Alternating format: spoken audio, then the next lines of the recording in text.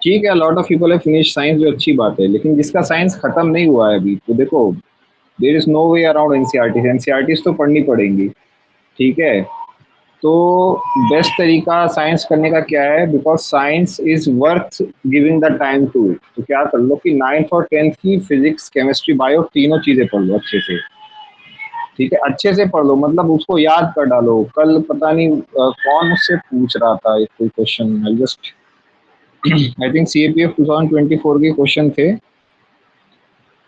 And वर्षा पूछ रही थी कि साइंस के क्वेश्चंस को अप्रोच कैसे करना है। जैसे इस टाइम एक क्वेश्चन आया हुआ था कि natural pigment, synthetic pigment, reactive pigment, inert pigment, इस टाइप से क्वेश्चंस आए थे। तो अब वो पूछे सर ऐसे क्वेश्चंस को कैसे अटेम्प्ट करेंगे, तो साइंस में नहीं मिलते हैं। तो देखो, पॉइंट इज कि जब तुम साइंस पढ़ोगे from NCERT, that will build your overall foundation. तुम्हें साइंस की चीजें सब समझ में आने लग जाएंगी। अब जो तुम पढ़ोगे एनसीईआरटी से from 9th and 10th, plus उसके बाद क्या काम करना है तुम्हें, 11th और 12th की जो साइंस है ना एनसीईआरटी की, उसमें से जो पोर्शन रेलेवेंट है। रेलेवेंट का क्या मतलब है मेरा, तुम लोग क्या करो कि जैसे 11th की लेटर से बायोलॉजी उठाई हुई है, या लेटर से फिजिक्स उठाई हुई है, तो तुम्हें फॉर्मूलाज नहीं देखना है, तुम्हें कोई इक्वेशन नहीं देखनी है उसमें से, तुम्हें कोई ऐसी चीज नहीं देखनी जिसमें फिजिक्स के कंसेप्ट बहुत ज्यादा डेप्थ में इन्वॉल्व है, कि भाई इलेक्ट्रोमैग्नेटिक फ्लक्स कैलकुलेट कैसे किया जाता है, that is not necessary. But उसका एप्लीकेशन देख लो बस। ठीक है, ये चीजें देख लेना कि क्या क्या डिस्कवरीज किस साइंटिस्ट ने की हैं, कोई अगर मैथमेटिकल या फिजिकल प्रिंसिपल है, या केमिकल कोई कंसेप्ट है, उसका क्या एप्लीकेशन हो रहा है। ठीक है, और जो चीजें वो जैसे बॉक्स में करके लिखते हैं, बोल्ड में लिखते हैं, उन चीजों को पढ़ते चलो, सो दैट अगर कोई एडवांस लेवल का क्वेश्चन आता है उसको तुम अटेम्प्ट कर पाओ एग्जाम में। इफ यू फाइंड कि नहीं ये तो बहुत टीडियस हो रहा है, मैं नहीं कर पा रहा हूँ, तो you can just skip that all together. जरूरी नहीं है कि तुम पढ़ना ही पढ़ना है 11th और 12th का साइंस को। 9th and 10th is totally compulsory. अगर 8th का भी पढ़ेगा तो that is still better, but 9th and 10th तो कंपलसरी है तुम्हारे लिए, डायरेक्ट क्वेश्चन आएंगे ही आएंगे उससे। ठीक है, number 2, 11th and 10th who ever can read and understand the basics वो कर लो बस। तो अब जैसे एक क्वेश्चन था कि भाई नेचुरल पिगमेंट में क्या आना चाहिए, चौक, व्हाइटेड, रेड लेड, टाइटेनियम डाइऑक्साइड, क्या आएगा? तो ऑब्वियसली चौक होना चाहिए नेचुरल पिगमेंट। क्यों भाई, चौक में क्या होता है, CaCO3। अब CaCO3 तो कैल्साइट में भी होता है, रॉक्स में होता है। तो इतना तुम्हें कोरिलेट करना पड़ेगा क्वेश्चंस को अटेम्प्ट करने के लिए, एंड दैट विल हैपन जब तुम चीजों को समझ के कर लोगे। तो इस पॉइंट ऑफ टाइम पे जिसने साइंस नहीं की एनसीईआरटीज की, यार वो कर लो अभी, बिकॉज टाइम है। एक वीक में एक एनसीईआरटी आराम से फिनिश कर लोगे। जैसे एक वीक में तुम 9th का फिनिश कर लो, एक वीक में 10th का कर लो, और मे बी इवन 2 वीक्स दे सकते हो, that is also still okay, क्योंकि साइंस के क्वेश्चंस बहुत स्कोरिंग है। If you have read science properly and उसमें क्वेश्चंस आ रहे हैं, थोड़ा सा दिमाग लगा के कि भाई डिस्पर्जन क्या होता है, ऐसा क्या एप्लीकेशन है, टोटल इंटरनल रिफ्लेक्शन क्या होता है, ओके, जब एंगल ऑफ इंसिडेंस जो क्रिटिकल एंगल होता है उससे ज्यादा होता है या कम होता है, कब होता है, ये नंबर 1। नंबर 2, जो रे ऑफ लाइट है डेंसर से रेयर में जाती है, रेयर से डेंसर में जाती है। नंबर 3, स्नेल्स लॉ क्या होता है। ये सारी चीजें बस याद रखो यार, और क्वेश्चंस हो जाएंगे तुमसे। एप्लीकेशंस कहाँ कहाँ है तो तुम्हें पता है, भाई मिराज ऐसे बनता है, ऑप्टिकल फाइबर्स में इसका यूज होता है। तो I just give you an example कि कैसे अप्रोच करना है क्वेश्चंस को। कोई तुमसे डेफिनेशन नहीं पूछेगा वहां पे कि right in 100 words about internal total internal reflection, कोई ऐसा नहीं क्वेश्चन नहीं आएगा। Point is you should identify and mark the correct option. तो साइंस उसके लिए अच्छा है, उसको पढ़ देना अभी से। मैथ्स के लिए पहले मुझे तो किसने किसने मैथ्स तैयार कर लिए अभी तक, या इज अंडर द प्रोसेस, कितने ऐसे लोग हैं? ठीक है, काफी लोगों ने मैथ्स मतलब कर भी रखी है या कर रहे होंगे। अब मैथ्स का क्या अप्रोच है यार, कि practice as many PYQs as you can. जो मुझे बेस्ट अप्रोच लगा था जब मैं तैयारी कर रहा था, तो मैंने उसके लिए वो क्या RD शर्मा या RS शर्मा वाली, कौन सी बुक है भाई, उसका जो भी नाम है, ठीक है, क्वांटिटेटिव एप्टीट्यूड एंड मैथ्स के लिए, तो उसको ले सकते हो। अगर वो नहीं करना है तो क्या करो कि पीवाईक्यूज उठाओ, टाइप ऑफ क्वेश्चन देखो, उसको रेफर करके तैयार कर लो, कि अगला क्वेश्चन अगर कोई ऐसा है तो उसको कर सको। RS Agarwal, yes. R D Sharma तो आई गेस केमिस्ट्री वगैरह की है, आर एस शर्मा हिस्ट्री की बुक थी, आर डी शर्मा केमिस्ट्री की बुक थी, आर एस अग्रवाल है बुक का नाम। ठीक है। तो पॉइंट इज मैथ्स भी तैयार कर लो सेम अप्रोच से। बहुत टफ क्वेश्चन आएगा मैथ्स का तो नहीं सॉल्व कर पाओगे, बट बेसिक्स क्वेश्चंस को do not get them wrong, because basic question maths का अगर सही करके आते हो दैट इज 100% स्कोर ना, कि वो तो सही हो ही जाएगा तुम्हारा। और if someone is struggling with maths तो भाई देखो, टाइम देना पड़ेगा तभी हो पाएगा, ऐसा कोई शॉर्टकट नहीं है कि यार ये कर लोगे तो वो हो जाएगा। मेहनत कर लो, मैथ्स और साइंस के लिए बहुत स्कोरिंग होता है, एंड 2 महीने में तैयार हो जाएगा ये दोनों question, because not a lot is asked from these two. बहुत ज्यादा भी नहीं पूछा जाता है कि 60 क्वेश्चन ही आ गए सीधे सीधे, कंसिडरेबल पोर्शन आता है, and if you get that right तो you will score well. And number two, it is not too difficult. कोई ऐसा अगर सोच रहा है क्या, इफ समवन हैज डाउट तो यू कैन आस्क। किसी को डाउट है कोई?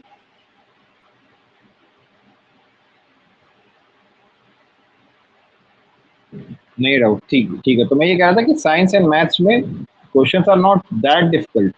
थोड़ा सा नॉलेज प्लस थोड़ा सा एप्लीकेशन करके you will be in a position to attempt the questions, तो ये काम कर लेना मैथ्स एंड साइंस के लिए।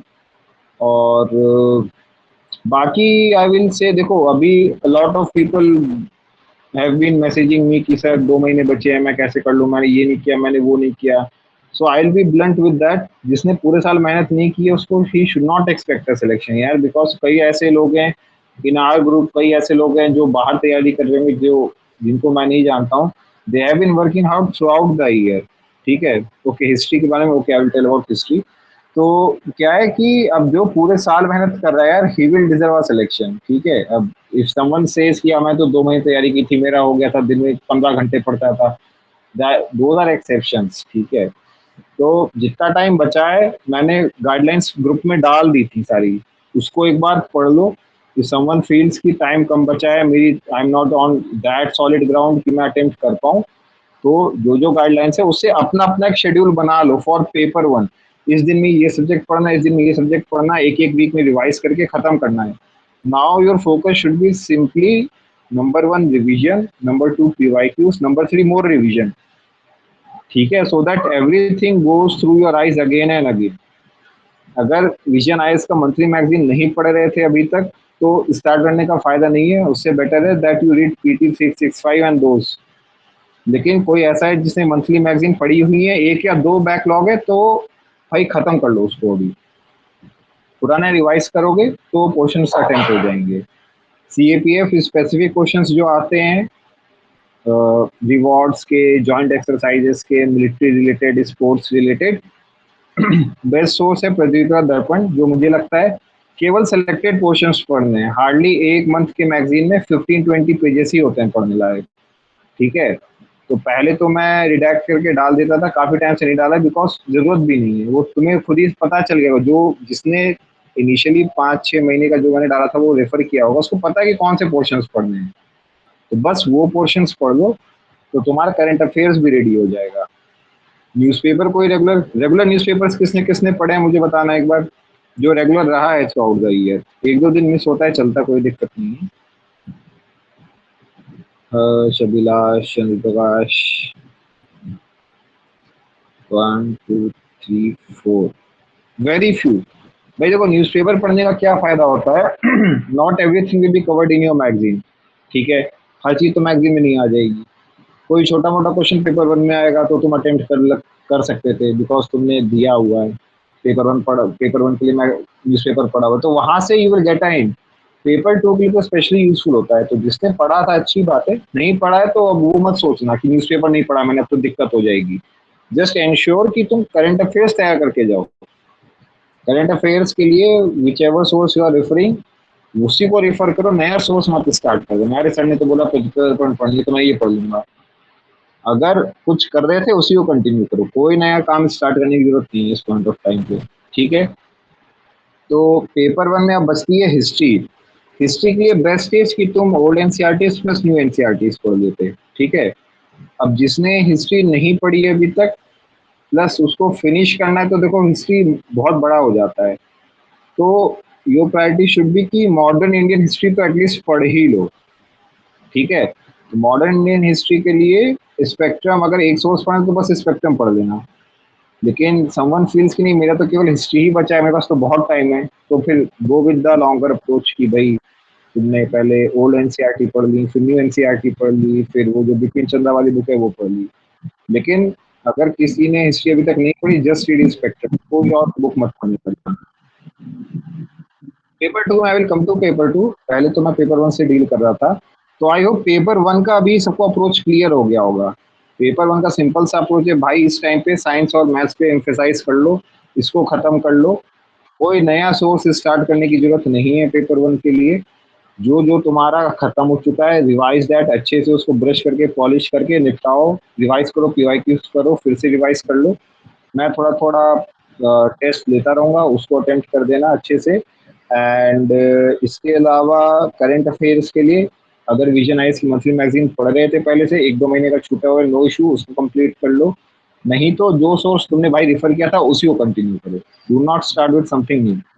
ठीक है, तो ये पेपर वन का है। अब किसी को पेपर वन के लिए डाउट है तो जस्ट लेट मी नो, किसी को डाउट है पेपर वन के रिगार्डिंग कुछ भी?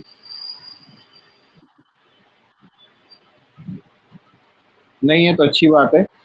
पेपर टू का मैं बताता हूँ, देखो पेपर टू में I think almost 50 + 16, I guess around 70-80 topics तो हमने अभी तक कवर कर ही लिए हैं। ठीक है, वो जो पहले हम लोग डेली प्रैक्टिस करते थे, फिर भी वीकली प्रैक्टिस कर रहे हैं। तो जो भी टॉपिक्स मैंने दिए हैं, तुम लोग ने लिखे हैं, उसको गो थ्रू कर लो एक बार, जो तुम्हारी खुद की राइटिंग है। रीजन बीइंग कि तुमने खुद लिखा होगा, कुछ उसमें डेटा फैक्ट्स होंगे, वो रिवाइज हो जाएंगे, नंबर वन। नंबर टू, तुम्हें अपनी गलतियां दोबारा गो थ्रू कर लो कि मैं क्या गलतियां करता हूँ जो ऐसे मैं लिखता हूँ। पहले तो मैं बहुत डिटेल रिमार्क्स दे रहा था जब डेली प्रैक्टिस थी, क्योंकि मेरे पास भी टाइम था भाई, तुम लोग को भी कम लिखना होता था, एंड आई वाज एक्सपेक्टिंग कि उस पॉइंट ऑफ टाइम पे कि ऑब्वियसली बेटर क्वालिटी आएगी। जो पहले अच्छे ऐसे आते थे, बट किसको किसको भी वीकली प्रैक्टिस में ऐसा फील हुआ है कि नंबर वन, पहले मुझे था कि मेरी क्वालिटी नीचे जा रही है ऐसे इसकी, किसको किसको ऐसा फील हो रहा है? जस्ट रेज योर हैंड्स, जिसको जिसको भी लगा है कि वीकली प्रैक्टिस में ऐसे की क्वालिटी खराब हुई है मेरी। चंद्र प्रकाश ने हैंड रेज किया है। और किसी को नहीं लग रहा है ऐसा? सुमित,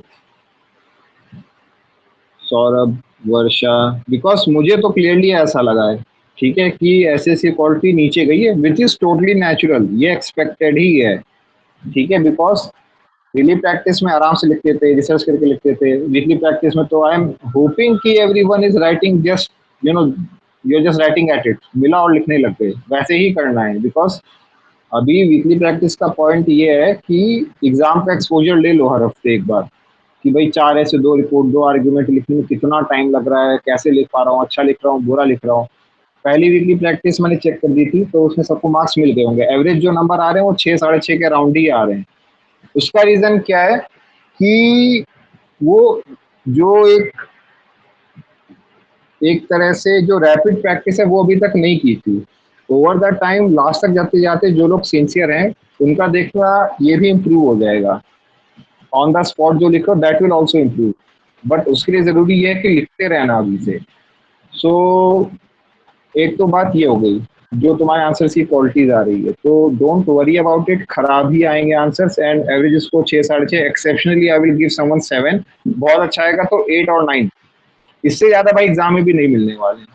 तो वो अपनी एक्सपेक्टेशंस मत रखना कि भाई मैंने तो इतना अच्छा लिखा था, मैंने तो अपना खून पसीना आंसू सब लगा दिए, लेकिन 8 नंबर ही मिले, उतने ही मिलेंगे। ठीक है, तो do not build unrealistic expectations. और नंबर टू क्या है कि जो बेसिक्स थे ना ऐसे राइटिंग के, वो हमेशा अपने दिमाग में रखना। कितने लोग हैं जो इसमें भी प्लान करके लिख रहे हैं? Just tell me, raise your hands, जो इसे जो अभी वीकली प्रैक्टिस में भी प्लान कर रहे हो। आलोक प्लान कर रहा है, चंद्र प्रकाश प्लान करके लिख रहा है, आनंद, बस 4 ही लोगों ने हैंड रेस की है। तो भाई देखो, अच्छा कर रहे हो कि अगर प्लान करके लिख रहे हो, क्योंकि देखो तुम्हें ऐसे 300 वर्ड्स में लिखना है। टोटल टाइम जो तुम्हें लगाना है ऐसे में, that should not exceed 20 minutes in any case.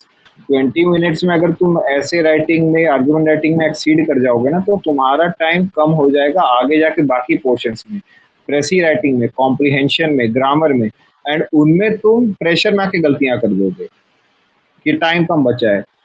तो पहला फोकस तो अपना ये रखो कि दिमाग में, कई लोग हैं जो अपना टाइम लिख रहे हैं, वेरी गुड, नाम नहीं लिख रहे हो, हर हर कॉपी पे अपना टाइम और नाम लिख दो हर ऐसे में, ठीक है। तो 20 मिनट्स के अंदर लाना है तुम्हें अपना टाइम। उसको लिखने का केवल एक ही तरीका कि भाई और लिखो, हर हफ्ते दे ही रहा हूँ प्रैक्टिस, हो सके तो अपना अलग से भी कुछ लिखो, ठीक है। बिकॉज राइटिंग स्पीड बढ़ेगी, 20 मिनट के अंदर आने लग जाएगा, लेकिन निपटाना नहीं है। Quality should not suffer because of that. एक क्वालिटी तो सफर इसलिए करिए because you don't have the luxury of time, और एक क्वालिटी सफर करेगी कि तुम बस निपटाना चाह रहे हो, you just want to be done with it. उस फोकस से मत लिखो। ऐसे जब भी देखते हो टॉपिक, उसको जो ऐसे मैंने हमेशा बताया कि स्केलेटन बना लो, it should not take more than 1 और 1.5 और 2 मिनट्स इन एनी केस। एक बार वो स्केलेटन बना लेते हो, उसके बाद ही ऐसे लिखना शुरू करो। May be instead of writing it in 20 minutes, तुम्हें अभी 21 मिनट 22 मिनट लग जाएंगे, बट वो टाइम अपने आप रिड्यूस होगा आगे जाके, because you are writing again and again. So process, don't let the process suffer because of that. It can happen कि चार में से तुमने तीन ऐसे ही प्लान किए, एक में टाइम नहीं बचा था, so you just wrote it straight away, that is fine. But mainly your emphasis should be कि एक बार मैं प्लान कर लेता हूँ, उसके बाद ही लिखो। प्लानिंग में मैंने बताया हुआ है, कुछ ज़्यादा नहीं करना है, बस ब्रॉड ब्रॉड पॉइंट्स लिखना, उनको सॉर्ट कर लेना एक बार, और बस शुरू कर दो। सेकेंड थिंग इज, ऐसे राइटिंग में एक तो मैंने प्लानिंग का बता दिया। Second thing is writing your introduction and conclusion. कई लोग एनेक्डोटल एसेज लिखते हैं कि मतलब स्टोरी बताने लग जाएंगे कि चंद्र प्रकाश was a good boy who went to school every day. There he suffered at the hands of his teachers. Then he realized, ये सब चीजें मत लिखो, ठीक है। Imaginary stories unless they are very impressive, exceptionally अच्छी नहीं होंगी, they won't have any impact on the exam में। तो बेस्ट क्या है, जो रिंस एंड रिपीट वाला अप्रोच है कि you introduce either with definition, background, data, quotations, इन्हीं को यूज करो। Unless you have a extraordinary idea कि अरे ये तो मैंने देखा हुआ है, पढ़ा हुआ है, इसमें ये कहानी एकदम फिट बैठती है, अदरवाइज वो अप्रोच मत लो। वो अच्छा लगने की जगह ना, इट सीम्स कि it fails to create a good impression, ठीक है। तो एक चीज ये हो गई, इंट्रो एंड कंक्लूजन को ध्यान दो कि क्या लिख रहे हो। भले ही तुमने टाइम में लिख दिया हो, अपने ऐसे को दोबारा खुद से पढ़ो और देखो कि मैं क्या इम्प्रूव कर सकता था इसमें, ठीक है। नेक्स्ट टाइम उसको ध्यान रखना। तो बाकी मेन बॉडी तो जो आ रहा है वो आएगा ही। सो माई पॉइंट बी, 20 मिनट्स के अंदर लिखना है, but the process should not suffer, और एक एक्सेप्टेबल क्वालिटी आनी चाहिए ऐसी। तो this was on the writing part. बाकी पेपर टू का प्रिपरेशन के लिए क्या करना है, जो टॉपिक्स हमने कवर किए हुए हैं, अराउंड 80 टॉपिक्स हो गए हैं भाई, उनको अच्छे से देख लो दोबारा। पीवाई क्यूज के क्वेश्चन लगा सकते हो, लगा लो, मैं अपने वीकली प्रैक्टिस में भी इंक्लूड कर लेता हूँ पीवाई क्यूज जो मुझे अच्छे लगते हैं, उनको लिख लेना अच्छे से। करंट अफेयर्स के मैं कुछ टॉपिक अभी ही डाल देता हूँ ग्रुप में, बिकॉज बात चल रही है, आई कंपाइल्ड इट।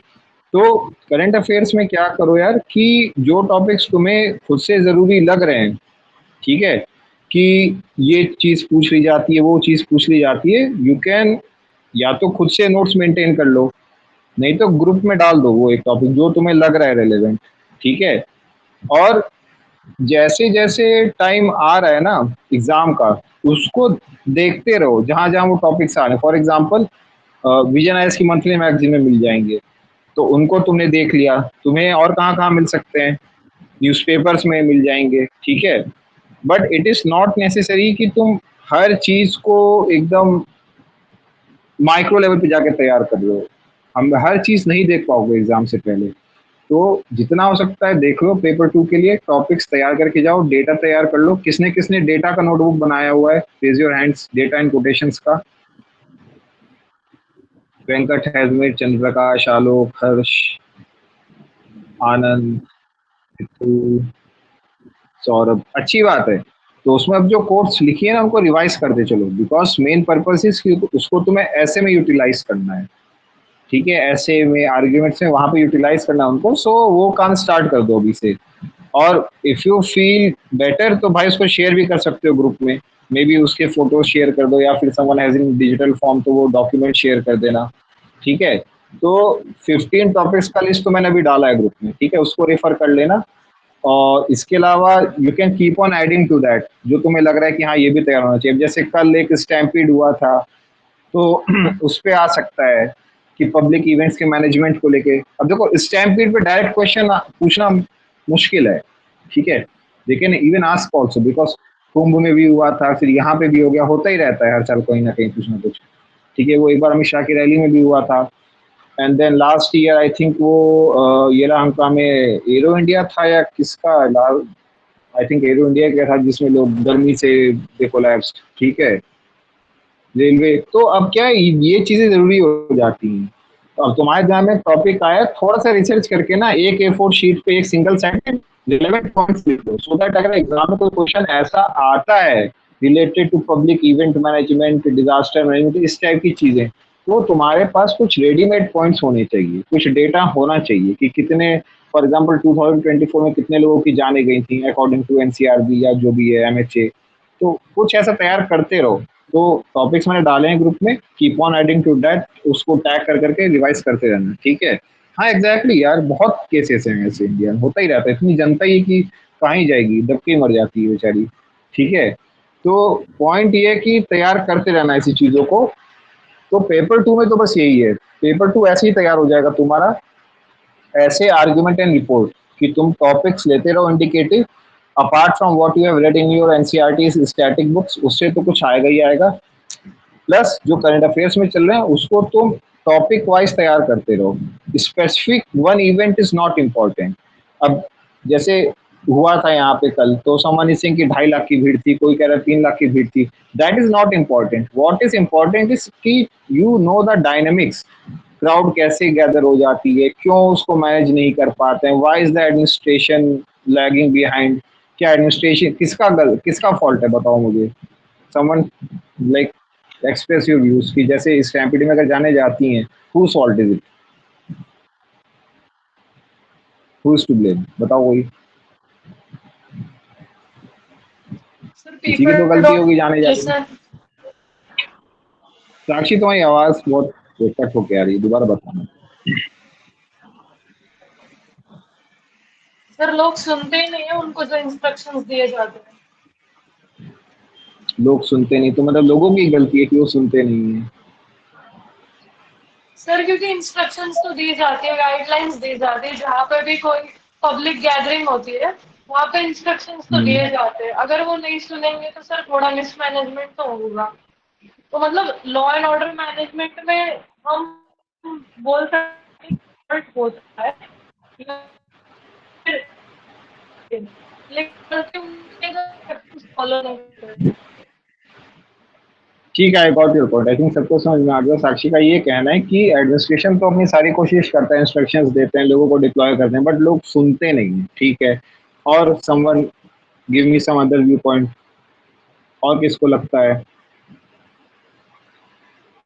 अरे बताओ कुछ भाई। हर्ष घर पे होगा ना, हर्ष बताएगा, ये लाइब्रेरी में है। सौरभ बताओ, सुमित तुम भी बताना, इसके बाद सौरभ पहले तुम बताओ। ऑर्गेनाइजर्स जो ऑर्गेनाइजर्स होते हैं, जैसे बीसीसीआई हो गया और स्टेट बोर्ड का कोई हम्म, क्रिकेट क्रिकेट बोर्ड होगा, तो उन्होंने सर हम्म, ऑलरेडी एक प्री असम्पशन ले रखा होता है कि लाइक इतना क्राउड आएगा या फिर उतना क्राउड आएगा।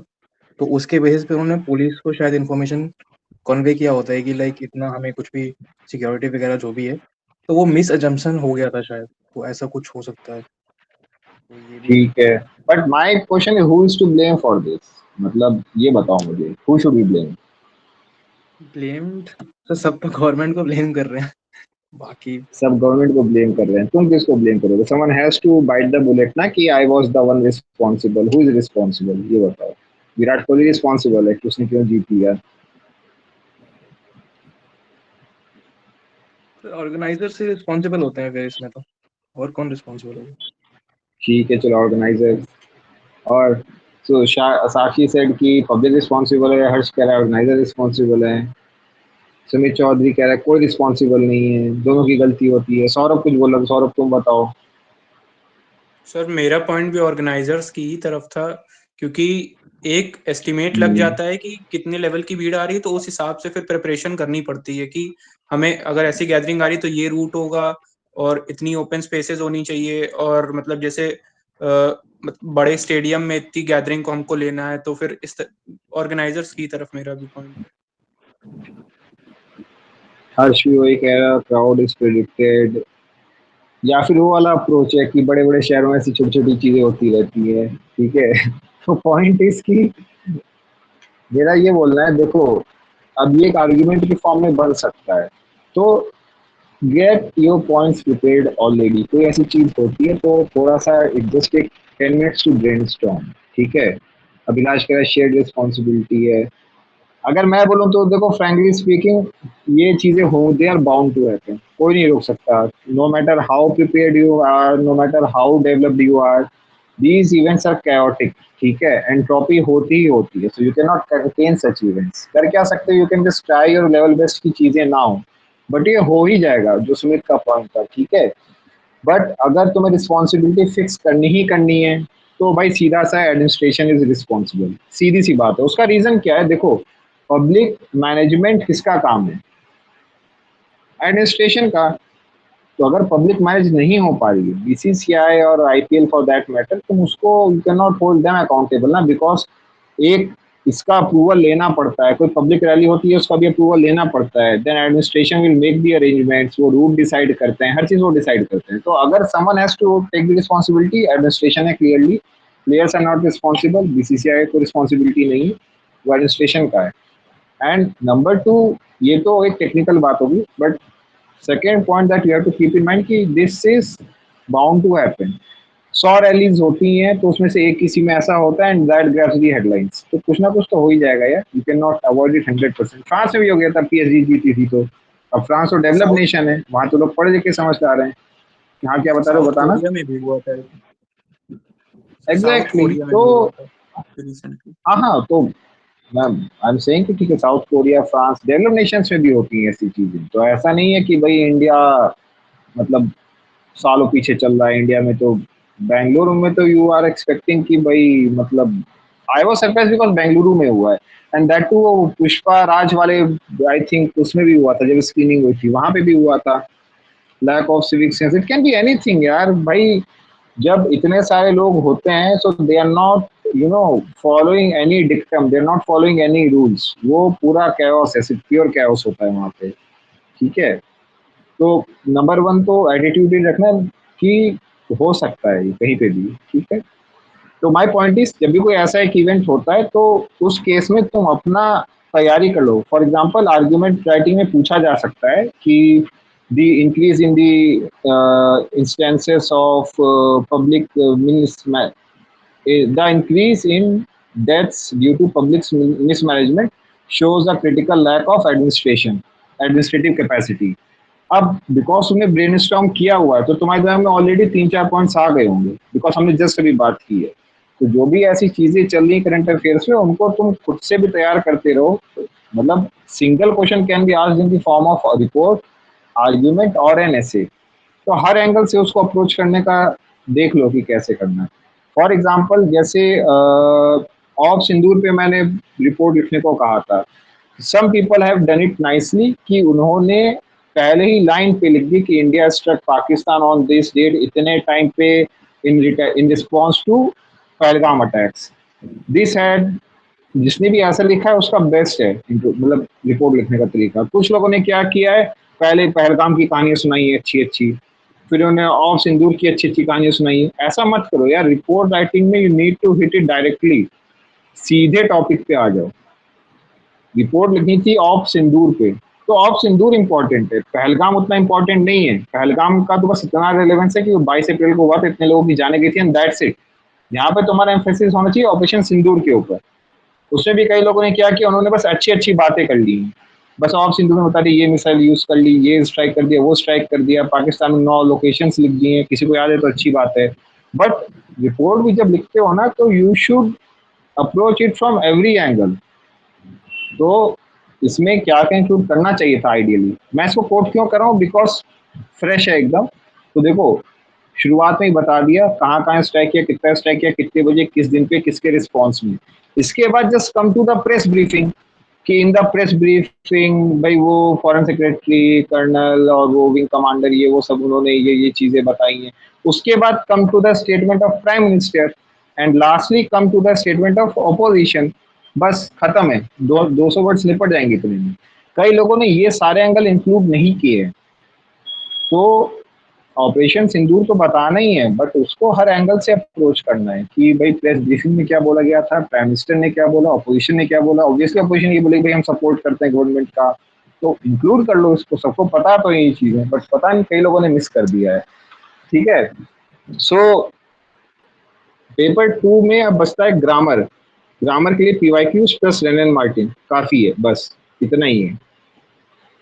तो आई गेस अप्रोच सबको समझ में आ गया पेपर 2 का नेक्स्ट 2 मंथ्स में क्या रखना है। किसको किसको क्लियर हो गया ये बताओ मुझे, just raise your hands and let me know कि पेपर 2 के लिए क्या अप्रोच रखना है। ठीक है, good enough. Approach is simple भाई। टॉपिक्स हम लोगों ने 70-80 टॉपिक्स पहले कवर किया है, उनको देख लो एक बार। नंबर 2, जो टॉपिक्स करंट में आते जा रहे हैं उनको ऐड ऑन करते जाओ। नंबर 3, पीवाईक्यूज प्रैक्टिस करते रहो। Number 4, get done with the grammar question. Comprehension precis का तो मैं प्रैक्टिस करा ही रहा हूँ, आज प्रेसी कॉम्प्रिहेंशन का हम कर चुके हैं, प्रेसी राइटिंग का लास्ट है आज। सो इसके बाद के लिए ग्रामर क्वेश्चन बचेगा। तो बस pull up your socks and get ready to finish Wren and Martin. PYQs उठाना, वहां से प्रैक्टिस करते रहना, रेन एंड मार्टिन पढ़ते रहना, हो जाएगी ग्रामर। तो that is all that you have to do. बहुत कुछ है, but you need to break it down into simple steps for yourself. कैसे करोगे ये तुम्हारे ऊपर है। मैं वो cut and right straitjacket formula सबको नहीं दे सकता कि भाई ये कर लो। गाइडलाइंस दी हुई है, अपना प्लान बनाओ। डेली 10 to 12 आवर्स पढ़ना पड़ेगा। उसमें may be you can keep 2 hours, 2.5 hours for paper 2। Paper 1 के लिए बाकी टाइम रखो और तैयारी करते रहो। Got it. तो अभी प्रेसी राइटिंग स्टार्ट करते हैं।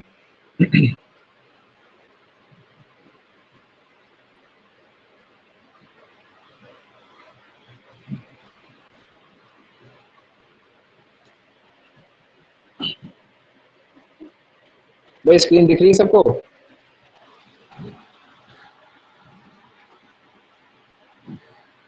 ठीक है।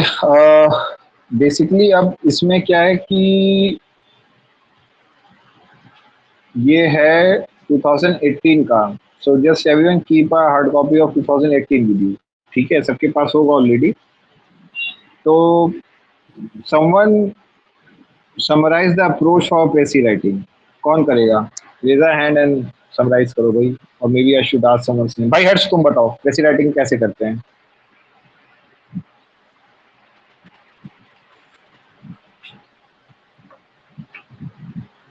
सर मैं हाँ भाई हर्ष तुम ही हो, अयोध्या वाले से नहीं अभी बात करूँ भाई, थोड़ा डर। सर इस टॉपिक से थोड़ा पीछे हूँ सर। मैं कुछ और कर रहा था अभी। अच्छा, मैं ध्यान नहीं दे रहा था इस पे कुछ प्रेसी और में अभी। क्या तो मैं कुछ और कर रहा था सर अभी। मुझे कहीं विजिट कर रहे थे क्या? नहीं सर, थोड़ा हिस्ट्री वगैरह हाँ, रिवाइज कर रहा था, तो इस पे वो अच्छा तो निकाला नहीं वैसे मैंने अपना पे। क्या 50 मार्क्स की आती है यार, नहीं करोगे? या फिर जस्ट टेल मी कि कैसे अप्रोच करोगे। चलो तुम्हें कुछ भी नहीं पता है but you are given this question कि कैसे राइटिंग करो, तो just tell me something about it.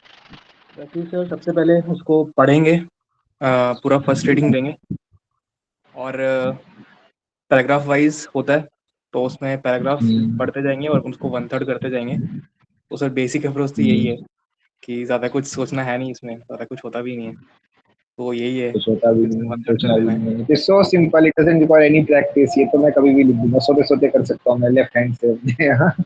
ठीक है, समवन एल्स भाई जो बताएगा मुझे कि how to attempt precis writing. कौन है भाई वो?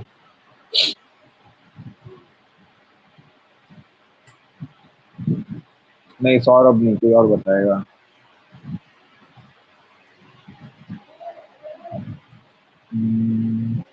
सुमित भाई तुम लाइब्रेरी में हो या घर पे हो?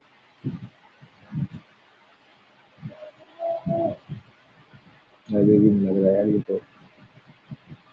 अरिनिमा तुम बताओ, how to approach precis writing.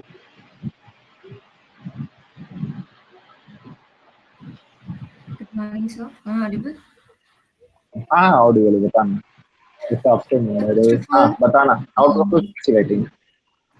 yes, sir. First step, we need to scheme the paragraphs, like all the paragraphs at once.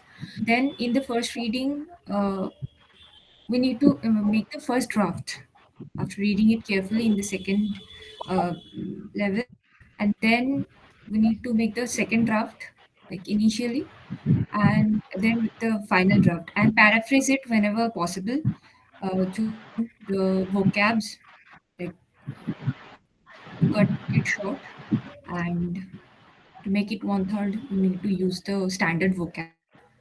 So yeah, final draft, and then like, during exam one draft will be enough. ठीक है, fine enough. और कोई जो थोड़ा और elaborate कर सके with more clarity, कौन है ऐसा? यस सौरभ, चलो तुम ही बताओ भाई। सर पहले तो मेरा अप्रोच है कि फर्स्ट रीडिंग पूरी अच्छे से करके एक आइडिया ले लेना है, फास्ट रीडिंग होगी पहली।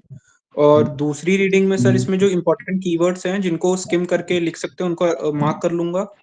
थोड़ी स्लो रीडिंग रहेगी। और उसके बाद जो पहले तो जो 395 वर्ड्स की ये था तो उसको मैं 1/3 में करके और फिर एक रफ स्ट्रक्चर बना लूंगा। और रफ स्ट्रक्चर के बाद सर और फिर उसमें उसको स्किम करके अगर वो ज्यादा हो तो उसको स्किम करके इसका 1/3 करके ऐसे लिख दूंगा। ठीक है, तुम्हारा भी कुछ कीवर्ड अलग इसमें ही थोड़ा। मार्क करने ठीक वाला है, है। ठीक है। और भाई, और कोई कुछ बताना चाहता है? चंद्र प्रकाश, तुम तो घर पे ही होगे, बताओ भाई क्या तरीका है तुम्हारा? सर सम आपने तो मोर ये बताया था कि इनोवेशन। सर मैंने पहले नहीं मतलब बताया था, मैंने फास्ट। जो बोला था वो तो मुझे याद है। तुम बताओ तुम कैसे करोगे?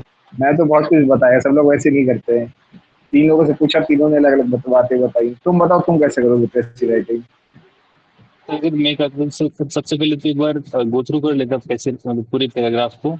उसके बाद में सर सेकंड रीडिंग में मैं सर जो कीवर्ड्स है वो मार्क कर लेता हूँ, जो भी इंपॉर्टेंट आइडियाज है मतलब सिंगल आइडियाज उसको मार्क कर लेता। और सर फिर बस सर इसको पैराग्राफ वाइज 1/3 कर देता हूँ सर। ठीक है। तो 1/3 कैसे करते हो? वर्ड्स को डिवाइड कर देते हो या कैसे होता है 1/3? नहीं सर मतलब जो जैसे सिंगल आइडिया उसको सर एक लाइन में ही लिख देता था मतलब ऐसे कनेक्ट करके। ठीक है। और सर तो मतलब पैराग्राफ वाइज। आनंद भाई, तुम बताओ, तुम भी कुछ बढ़िया बात बताओ। How to go, how to get done with precis writing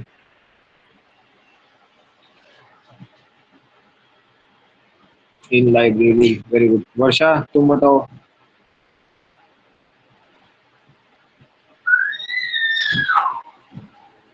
sir सबसे पहले तो जो ये पैसेज जो दे रखा है उसको फास्ट रीड कर लेना है ताकि बेसिक आइडिया मिल जाए। उसके बाद सर वापस दूसरी बारी में स्लो रीड करना है और उसके साथ ही सिंगल आइडियाज को मार्क करना है। ठीक उसके है। बाद सर रफ ड्राफ्ट बना लेना है। उसके उसके बाद फाइनल बनाना है। ठीक है, मोर और लेस मैंने यही बताया है। सो चंद्र प्रकाश एंड तुम्हारा काफी क्लोज था। बाकी देखो भाई, देखो तरीका कुछ भी हो सकता है। मुझे जो ऑप्टिमल लगता है वो मैंने बताया हुआ है। If you find that is working good enough for you, which I think it will, तो भाई प्लीज बस उसको कर लो। नो नीड टू कॉम्प्लिकेट और सिंप्लीफाई इट, क्योंकि उतना टाइम तो किसी को देना ही पड़ेगा। बट इफ यू थिंक नहीं मैं तो और सिंप्लीफाई करूंगा या मैं तो इस स्टेप स्किप करके कट कर दूंगा, कुछ अपना अप्रोच करूंगा, you can do it, you are at liberty. But कोशिश ये करो भाई, जो मैं बता रहा हूँ उसको फॉलो करो। So my method is simple. तुम पैसेज को पहली बार देख रहे होगे तो एक फास्ट रीडिंग दे लो। जस्ट गेट टू नो क्या दिया हुआ है इसमें, what is the passage talking about, get a idea of it. Number 2, इसको स्लोली रीड करो। स्लोली रीड करने से you are aiming two things. Number 1, you are marking the single connected या single coherent ideas, number 1। Number 2, you are understanding की what is being said, what you need to include in your draft। ठीक है, not everything is important. I will just give you an example कि भाई if there is some passage which is saying कि there are a lot of car companies in India, Hyundai, Maruti Suzuki, Mahindra and Mahindra, Tata, examples are not important, important is idea। ठीक है, तो precis में ideas important, examples are not, तो उसको condense कर लो। ठीक है। नंबर 2, जहां जहां पे यू आर फाइंडिंग कि the passage is being verbose, ये ज्यादा बातें कर रहा है, उसको कट शॉर्ट कर दो। Include the essence of that, but make sure कोई कोर आइडिया स्किप नहीं होना चाहिए। लास्ट वाला जो मैंने प्रेसी चेक किया है, काफी सारे लोगों ने वो स्पीड एंड डायरेक्शन वाले ही पॉइंट खा गए हैं जो फर्स्ट लाइन में दिया हुआ है सैटेलाइट्स वाले में। Do not do that. सारे कोर आइडियाज इंक्लूड करने चाहिए, एंड वो दो ही तरीके से इंश्योर कर पाओगे। Number one, marking the ideas, जो आइडियाज तुम्हें इंक्लूड करने हैं। Number two, underlining the keywords. ये दो चीजें, they are very important. This shows how elaborate you are with your approach. Same thing goes in book reading as well. Book पढ़ते हो तो आइडियाज मार्क करते हो, कीवर्ड्स को अंडरलाइन करते हो, सेम काम यहाँ करो। Got it? सो तुमने फास्ट रीडिंग कर ली, स्लो रीडिंग करते करते मार्क कर लिया, कीवर्ड्स अंडरलाइन कर लिए। नंबर थ्री पे क्या करोगे? Now you will pick up your paper. वो जो सिंगल आइडियाज हैं उनको अपने वर्ड्स में you will write it, paraphrase it. No need, कोई जरूरत नहीं, there is no need to copy paste from the text directly. If you can do it in fewer words, अपने वर्ड्स में कर लो। इफ यू फील नहीं this is being too typical, बहुत ज्यादा टफ हो रहा है, तो you can use the same words, but as far as possible use your own words. उसी के मार्क्स होते हैं प्रेसी राइटिंग में, ठीक है?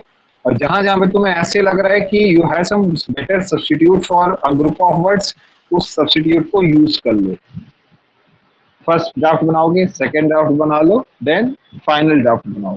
जो काम तुमने फर्स्ट ड्राफ्ट में किया है, कंडेंस किया है, जब सेकेंड ड्राफ्ट बना रहे तो अब मेन पैसेज को मत पढ़ो, just read your first draft और उसी में चेंजेस करके लिखो उसको। रिवाइज मत करने लग जाना कि एक बार मैं फिर से पढ़ लेता हूँ, क्या मैंने कुछ स्किप तो नहीं किया। ये सब काम मत करना। जो एक बार फर्स्ट ड्राफ्ट बन गया, दैट इज इट। एग्जाम में इतना टाइम नहीं मिलेगा दोबारा लिख पाओ। तो जो फर्स्ट ड्राफ्ट बनाया है उसको केयरफुली बनाओ, एंड देन अगर प्रैक्टिस है सफिशिएंट तो सेकंड में ही फाइनल ड्राफ्ट आ जाता है, otherwise you will need three drafts. तो इस तरह से अप्रोच करना है। तो अभी जो 2018 का, I hope everyone has a hard copy ready with him और हर, सबके पास है, तो स्टार्ट कर दो, ठीक है? Give it a fast reading.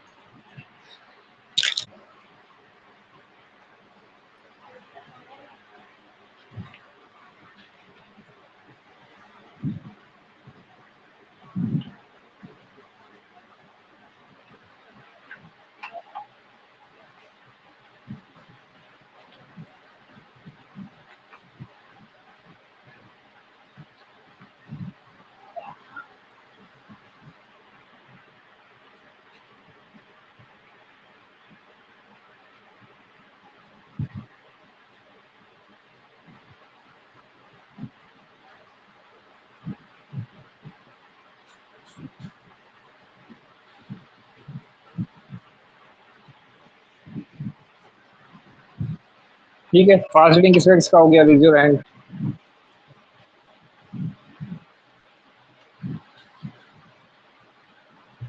प्रकाश का हो गया। ठीक है, टेक सम मोर टाइम, खत्म कर लो इसको।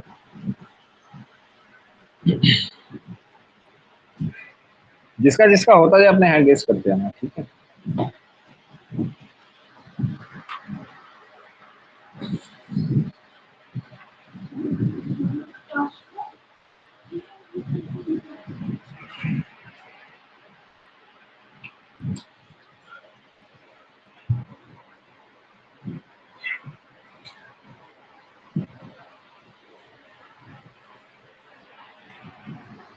आई होप सबका हो गया होगा अभी तक। सो समझ में आ गया होगा। इन्होंने बेसिकली क्या किया है, कल्चर के एस्पेक्ट्स की बात कर रहे हैं, 3 मेजर एस्पेक्ट्स हैं कल्चर के, ठीक है। सो 3 मेजर एस्पेक्ट्स के बाद वो बात कर रहे हैं कि पेक्यूलियरिटी ऑफ कल्चर की, और लास्ट में व्हाट द कल्चर कैरीज। तो ये सबके दिमाग में फ्रेमवर्क बन गया होगा ना कि क्या क्या बात हो रही है। अब इसको एक स्लो रीडिंग दो और चीजें मार्क करते चलो साथ साथ में, ठीक है। स्टार्ट कर लो।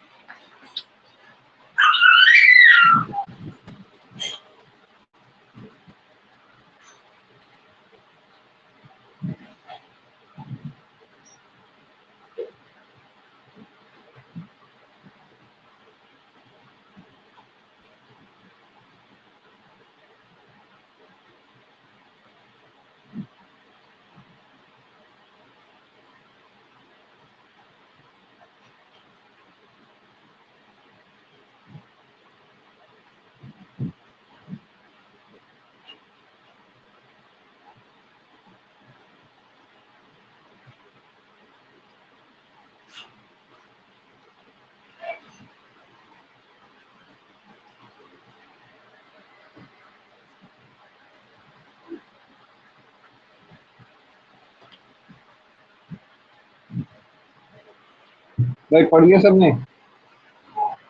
किसे किसका हो रहा है? जिसका होता है हैंड रेज करते हैं बस, ठीक है।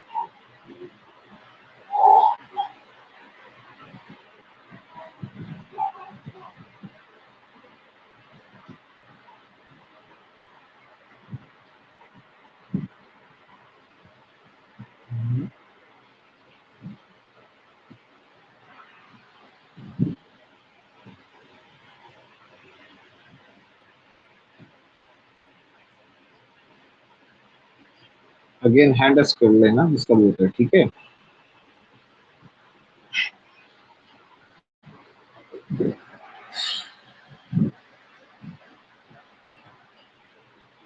भाई सौरभ बताओ, क्या समझ में आया? फर्स्ट ड्राफ्ट कैसे लिखोगे? और do you people want to write a first draft and then talk about it? कैसे अप्रोच करना चाहते हो बताओ। सर पहले लिख लेते हैं फिर बात करते हैं। Fine enough, take 5 minutes and write the first draft of it, तब बात करते हैं, ठीक है? तो 5 मिनट ले लो और अपना ड्राफ्ट स्टार्ट कर दो, ठीक है?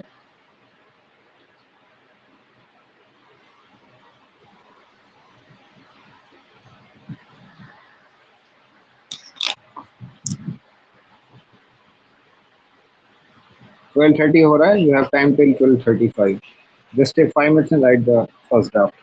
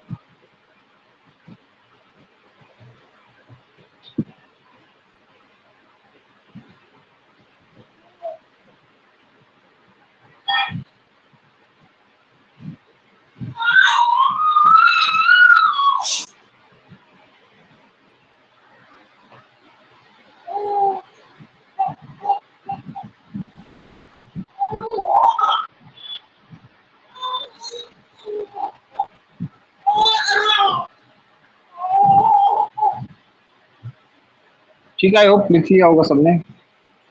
हो गया सबका या पेंडिंग चल रहा है अभी? आई थिंक हो गया है। सो समवन, भाई जिसका हो गया है अपने, सौरभ हो गया तुम्हारा? No sir. ठीक है, take take a minute more, कर लो जल्दी से। एक बार अपने हैंड्स डाउन कर लेना सब, और बताना मुझे कि जिसका जिसका हो गया है।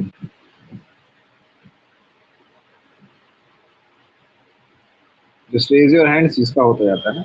अभी तक तो आई डोंट थिंक किसी का हुआ है।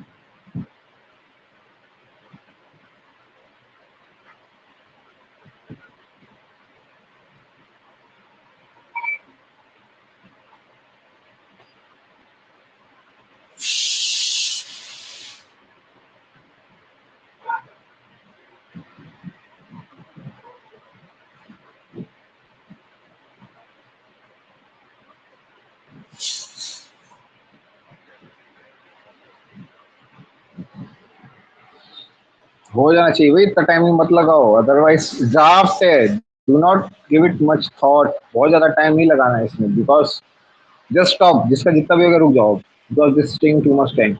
सौरभ बताओ भाई, कितना कितना लिख लिया है, जो भी लिखा है बताओ। सर अराउंड क्या क्या 80 लिखा है वर्ड्स अभी के तक? आसपास तो जस्ट लिखा है। कितना? Sir, language and culture has three important aspects. Culture is product and a reflection of human beings communicating with one another in the very struggle to create wealth and control it. Culture does not merely reflect history; it also forms pictures of the world by nature and nurture. Sir, बस इतना ही है. इतना ही है? इतना ही लिखा है अभी तक? Connecting words थोड़ा सोचने में टाइम लग रहा था. अरे सोचने के तो सारे वर्ड वहीं से यूज किए हैं जो पैसेज में दिए हैं। आई थॉट ये, अरे स्पीड देखो, सी, जब तुम ड्राफ्ट लिख रहे हो, you do not need to think much, क्योंकि टाइम नहीं है ना कि तुम सोच सोच के लिखो। पूरा एक ड्राफ्ट लिख लेना चाहिए था इतनी देर में। It is not that difficult भाई। किसी और ने जिसने लिखा है बताओ। आनंद, तुम लाइब्रेरी हो, तुम छोड़ो। हर्ष तुम बताओ। अयोध्या वाला हर्ष बताएगा, लाइब्रेरी में नहीं है तो। भाई हर्ष, अयोध्या वाले लाइब्रेरी में हो या नहीं हो, ये बताओ पहले। सर मैं बाहर निकल गया हूँ, मैं पढ़ता हूँ। हाँ पढ़ो भाई, जो जो लिखा है।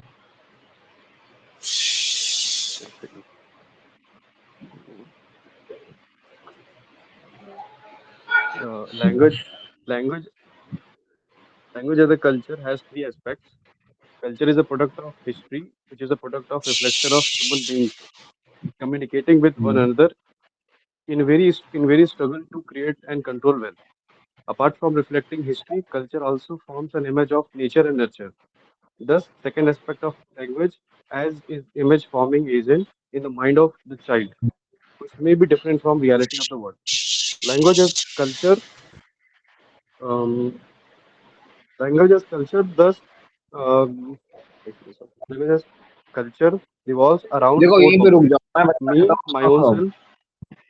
Just stop. देखो तुम क्या कर रहे हो, तुम ज्यादा वर्ड सही यूज कर रहे हो, ठीक है, तो तुम्हारी गलती स्पॉट हो गई, इसलिए रुक जाओ। भाई अरुणिमा तुम बताओ तुमने क्या लिखा है? So am I audible? Yes you are audible. Language relates to culture in three ways. Firstly, it reflects history as a communication tool and in survival of power struggles. Secondly, it is fundamental to create visual reality of individuals and correlation of societal effects. Yet, it is key to form individual perceptions, not social reality. Language transmutes ideas between individuals' inner self and other, including the nature. देखो अरुणिमा तुम्हारे से क्या mistake हो रही है, you are using your own words but तुम meaning change कर रहे हो। तुमने जो पहली लाइन बोली थी ना, that is not written, the पहले लाइन क्या लिखा है तुमने बताना मुझे। So, language relates to culture in three ways. Language relates है क्रिएट्स है, मैं समझ नहीं पा रहा। Relates, R. Okay relates is fine, I thought it is creates. Okay fine, और किसी को ऐड करना है? चंद्र प्रकाश यस पढ़ो क्या लिखा है तुमने। So there are three main aspects of language is culture. First, culture is product of the history from images of nature and nurture of the world. अब देखो Is a reflection of just I will highlight one thing. तुमने बोला फिर से पढ़ना first line, just read it again. So there are three main aspects of language is culture. Why are you using the word main? Main लिखने का जरूरत ही नहीं है। There are three aspects, लिख दो ना, main क्यों लिखना चाह रहे हो? What value is the word main adding to your précis apart from counting as one more word? Be a miser with the words that you use in the précis, otherwise वो word छाटते छाटते ना परेशान हो जाओगे, ठीक है? सो अभी मैं read out करता हूँ, जो I have not written any draft, मैं बस पैसे से रीड करूंगा। But just tell me, has everyone done this practice कि उसने पैराग्राफ्स मार्क कर लिए हैं, एंड रफली I think what I have underlined is also what you should have underlined. सबने ये काम कर लिया है कि नहीं किया है? ठीक है, तो आई थिंक अगर ये काम नहीं किया है तो दिक्कत है। सौरभ तुमने क्या ये काम किया है जैसे मेरी स्क्रीन में दिख रहा है? paragraphs and underlining किया हुआ है ना? तो you should not have taken that much to write a few lines. आनंद तुम बताना चाहते हो क्या? Because you have raised a hand. Hello sir. भाई बताओ यार क्या लिखा है तुमने? ये सर मैंने ऐसे लिखा है कि language as a culture has three major aspects. Firstly culture reflects historical human interaction and the struggle to shape the world. Secondly, language forms mental images in individual, especially children, influencing their perception of reality. These images may or may not align with actual experiences but shape identity and worldview. Thirdly, language conveys cultural images through spoken and written forms, enabling mutual understanding. While language is universal, its specific forms like sounds, structure, and rules are shaped by particular communities with unique histories. Literature and literature serve as a primary tool for transmitting these cultural values. Thus, uh, language carries culture, and culture shapes how we view ourselves and our place in the world. That's it. ठीक है, अच्छा लिखा है, but देखो तुमने वही गलती की है। मेजर क्यों यूज कर रहे हो वर्ड? वहां पे जरूरत ही नहीं है। पैसेज इटसेल्फ से इसकी थ्री एस्पेक्ट्स है ना, तो भाई बहुत लिमिटेड यूज करो वर्ड्स का। Your aim should only be to include all the core ideas. ये मैं सभी को बता रहा हूँ, सारे कोर आइडियाज इंक्लूड कर लो, number one. Number two, although you may use the same words but language खुद की होनी चाहिए, ठीक है? सो अगर मुझे रफ ड्राफ्ट लिखना हो तो मैं कैसे लिखता? Language as culture has three aspects. First, culture देखो, अब कई लिख रहे हैं द फर्स्ट एस्पेक्ट, इसे इतना क्यों लिख रहे हो भाई? फर्स्ट सेकंड थर्ड इस तरह से लिख दो। Language as culture has three aspects. First, culture is product of history and a reflection of human beings communication to create wealth and control it. To create and control wealth, create wealth and to control it मत लिखो, to create and control wealth लिख दो, you will save some words, ठीक है? It does so by forming images and pictures of world of nature and nurture. Second, culture is an image forming mind in the mind of a child, the images may not correctly correspond to actual reality. Our capacity to confront the word creatively, ठीक है, हाँ। तो ये जो तुम्हारी second line आएगी इसमें कि the images may not correspond correctly to the actual reality, but our capacity to confront the word creatively depends on those images. Language as culture thus mediates between me, myself, others and nature. ये वाला जो point है, ठीक है, कई लोगों ने ये पॉइंट स्किप कर दिया है, ठीक है, ये लिख लेना। उसके आगे लिखोगे तो जो thirdly culture transmits images of word through spoken and written language, the capacity to speak and order sound enables mutual comprehension between humans which is universal. अब ये जो लिख रहा है this is the university of language which, अब जो line इसके पहले लिखी है ना, between humans which is universal, this is specific to human beings and corresponds to universality of the struggle against nature and between humans. खत्म हो गया। अब लास्टली में ये वाला जो मार्क किया हुआ है, this distinguishes one language from another and which is particular to a specific community. Written literature and literature are the main means through a particular language transmits. Language transmits ideas through written and oral means, ठीक है। और जो last line है, thus language carries culture and body of values through which we perceive ourselves and our place in the world. अब ये तुम्हारा first draft बनना चाहिए जिसमें तुमने सारे कोर आइडियाज इंक्लूड कर लिए हैं, जो तुमने अंडरलाइन किया था वो इंक्लूड कर लिया है, जहां जहां पे तुम वर्ड्स बचा सकते थे वो तुमने बचा लिए हैं। और जब तुमने फर्स्ट ड्राफ्ट ऐसा बना लिया, आई थिंक जो मैंने बोला होगा मुझे नहीं पता कितने वर्ड्स आएंगे, बट मैं फर्स्ट ड्राफ्ट में तो इतना ही लिखता, ठीक है। पॉइंट इज पढ़ने के बाद जैसे सौरभ ने ही टुक 10 minutes and just road 2-3 lines, ऐसी पोजीशन में नहीं होना है तुम्हें।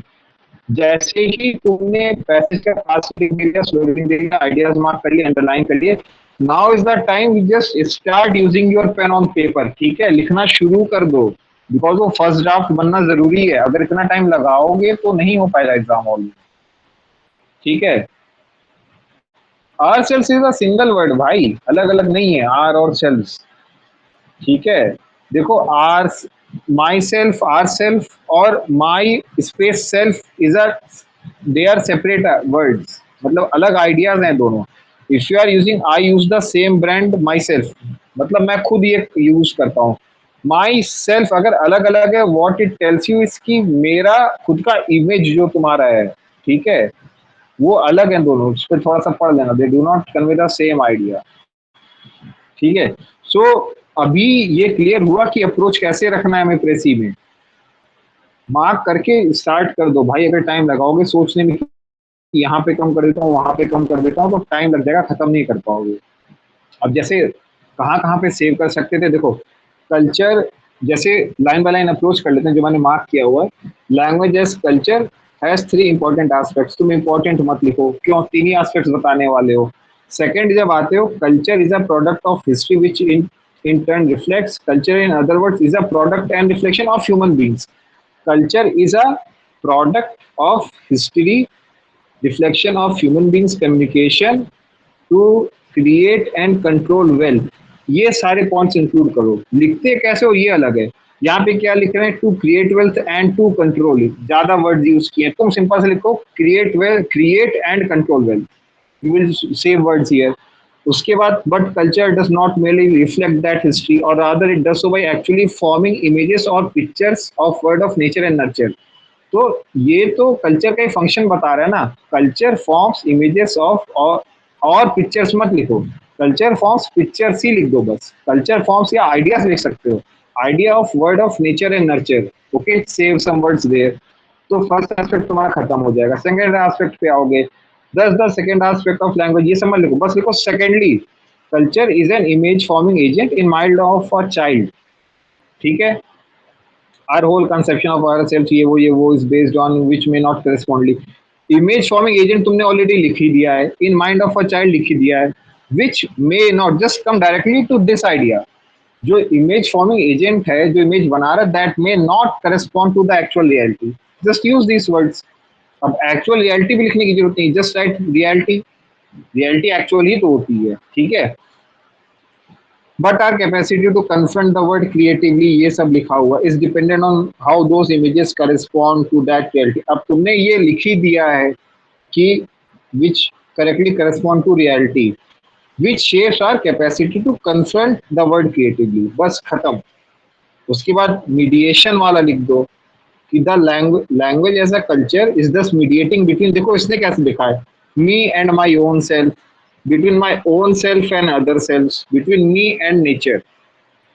तुम कैसे लिख सकते हो, language as culture mediates between me comma my space self comma and nature और अदर सेल्स, बस एजेंट्स इंक्लूड करो सारे जो जो उसने लिखे हुए हैं, no need to include this very long sentence, ठीक है। तो ये सेकंड फंक्शन भी हो जाएगा। अब थर्डली, कल्चर ट्रांसमिट्स और imports those images through spoken and written language. Images are transmitted, culture transmit images through spoken and written language, ठीक है। The capacity to speak, to order sounds for mutual comprehension, इसको कैसे लिख सकते हो, the universal mutual comprehension of humans is facilitated by, या फिर कुछ इस तरह से लिखो कि द कैपेसिटी टू स्पीक, हाँ, the capacity to speak and order sounds for mutual comprehension in human beings is universal, ठीक है। इस तरह से लिख दो, बस कीवर्ड्स इंक्लूड कर लिया। अब इन्होंने लिखा है capacity to speak, the capacity to order sounds in a manner that makes for, ये सब मत लिखो, मैनर दैट मेक्स फॉर, कम वर्ड में यूज कर लो। अब ऑलरेडी तुमने यूनिवर्सल इंक्लूड कर लिया है, तो no need to include that again. जब तूने पिछली लाइन लिखी है उसी के कंटिन्यूएशन में लिख दो, ह्यूमन बीइंग इज यूनिवर्सल, उसके आगे ये जो है ना, which corresponds to universality of struggle against nature and between humans, बस खत्म, ठीक है। अभी आगे इसी की बात कर रहा है, but the particularity of the sounds, the words and word order into phrases and sentences and the specific manner of their ordering is what distinguishes one language from another, ठीक है। A language is distinguished from another through the sounds, the word order and phrases and sentences, बस खत्म। ये समझ लिखो, specific manner loss, कोई जरूरत नहीं है। तो तुमने ये भी दिखा दिया कि हर लैंग्वेज डिफरेंट होती है, कैसे डिफरेंट होती है। और फिर कम्युनिटी और रिटन लिटरेचर ओरेचर की बात कर लो कि जो लैंग्वेज है वो हर कम्युनिटी की क्यों अलग होती है, रिटन लिटरेचर और ओरेचर की वजह से। ये वाला पैराग्राफ भी तुमने इंक्लूड कर लिया। And lastly, language carries culture and body of values through which we perceive ourselves and places in the world, बस खत्म। मे बी ज्यादा वर्ड यूज कर लोगे, जब फर्स्ट ड्राफ्ट बनाओ मे बी 200 वर्ड्स का आता है, बट जब सेकंड ड्राफ्ट बनाओगे तो क्या करना, जो लाइन्स तुम्हें जरूरी नहीं लग रही है उनको स्ट्राइक आउट कर देना, फाइनल ड्राफ्ट में इंक्लूड मत करना। बहुत चीजें तुमको रिपीटिशन लगेंगी, बट बहुत जरूरी है कि तुम फर्स्ट ड्राफ्ट बना दो within the first 5 to 6 to 7 minutes, जैसे लिखना शुरू करते हो। It might not be perfect but बनाना है, ठीक है। तो अभी सबको प्रोसेस समझ में आया कि हम कैसे अप्रोच कर रहे हैं? भाई सबको क्लियरली आ गया या अभी भी डाउट है? बताओ, क्लियर हो जाना चाहिए, बिकॉज अब क्या इससे ज्यादा तो मैं क्या करूँगी, एग्जाम में बस जाके लिख ही सकता हूँ तुम्हारे लिए, ठीक है।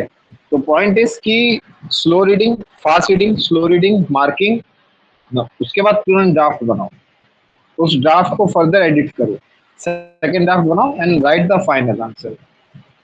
बहुत नीट वगैरह करने की जरूरत नहीं है, लेकिन have something to begin with. Perfect नहीं लिखना है, टाइम के अंदर लिखना है, ठीक है। तो प्रेसी राइटिंग का आई होप सबको क्लैरिटी आ गया होगा कि कैसे अप्रोच कर रहे हैं, किस तरह से लिखना है, क्या करना है। कोई डाउट है प्रेसी राइटिंग में तो पूछ लो अभी, बिकॉज इसके बाद we will not cover precis writing. किसी को डाउट है कोई? यस और अब बताओ। सर कितना टाइम लगना चाहिए सर एक प्रेसी मतलब लिखने में अप्रोक्स? एट मैक्स 15 मिनट भाई, उससे ज्यादा मत लगा देना, ठीक है। मे बी अगर तुम्हारे पास टाइम बच रहा है you can even take 20 minutes, but that is considering कि तुमने ऐसे राइटिंग और ये सारी चीजें टाइम में खत्म कर ली हैं, ठीक है। तो ऑब्वियसली प्रेसी राइटिंग फर्स्ट अटेम्प्ट करोगे नहीं, तो अगर तुम्हें लग रहा है कि यू हैव द लग्जरी तो देखो एग्जाम में ना you should write everything as soon as possible. तुम्हें कोशिश ये करनी है कि तुम अपर लिमिट एक्सीड मत करो बस। तो basically if I have to put an upper limit that is 20 minutes. 20 minutes से ज्यादा तो किसी केस में नहीं होना चाहिए यार, क्योंकि अगर उससे ज्यादा जाओगे तो दिक्कत हो जाएगी। सबको क्लैरिटी आई भाई कि क्या कर रहे हैं? बताओ। आइडियली अगर किसी का बहुत अच्छा है तो 15 मिनट्स ले लो, but in no case more than 20 minutes. 20 minutes is your upper limit कि भाई 20 मिनट से ज्यादा जा रहा है तो you are suffering in the other areas, ठीक है? तो 20 मिनट का टाइम ले लो किसी में, लेकिन अच्छे से कर लो। टाइम कम है, जल्दी जल्दी तो 15 मिनट बस। और किसी को डाउट है तो पूछो। So I have a doubt. Meaning yes बताओ Ranjana. yes sir. I'm feeling कि paraphrasing कुछ ज़्यादा ही हो रहा है and I'm skipping the main content. Like in this देखो you are taking it too far. देखो अगर some simple word is already there in the passage, ठीक है, no need to paraphrase it. तुम्हें सिंपल वर्ड मिल गया है, just use that, copy paste कर लो।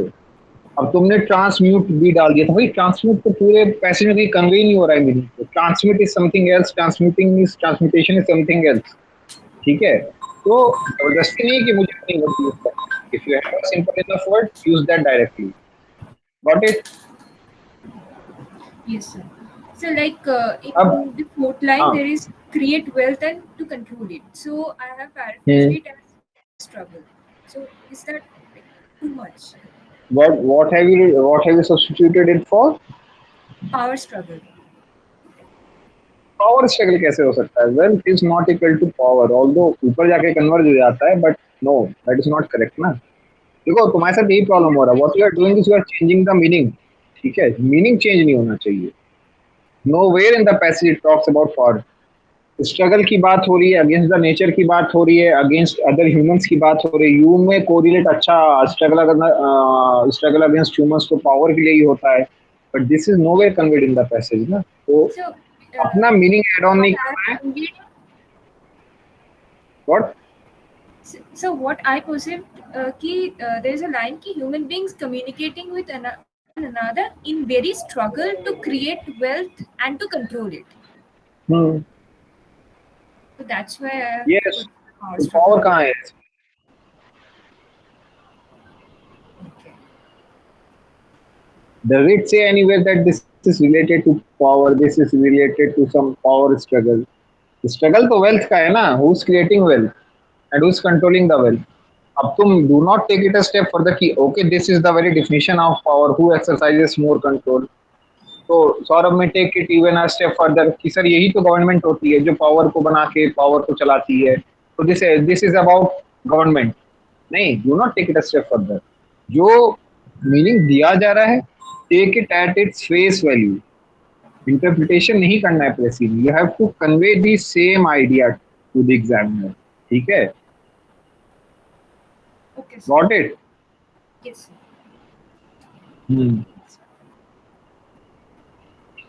Should we first complete grammar writing? भाई तुम्हारा खुद का अप्रोच है ये।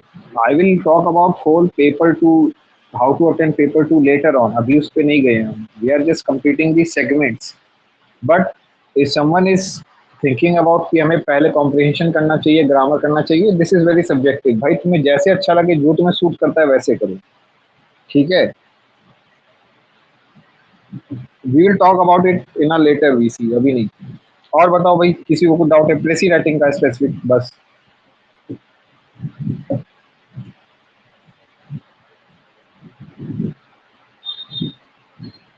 नहीं है तो आई थिंक भाई किसी को डाउट है related to precis writing? Sir एक दो पेज से अटेम्प्ट करने के लिए दे देना आप, कोई हो रही है तो। लगा लो, और क्या? प्रेसी राइटिंग यस सर। लगाओ। 2017-18 का मैंने करवा दिया है। 19, 20, 21, 22, 23 बहुत सारे पढ़े। कर लो, फोटो अपलोड कर देना, मैं खाली टाइम में पढ़ लूंगा। Got it? Next mock I will try if I am free on this Sunday को। अदरवाइज इस मतलब संडे टू नेक्स्ट 3-4 डेज में कर लेंगे ज्योग्राफी का एक, ठीक है?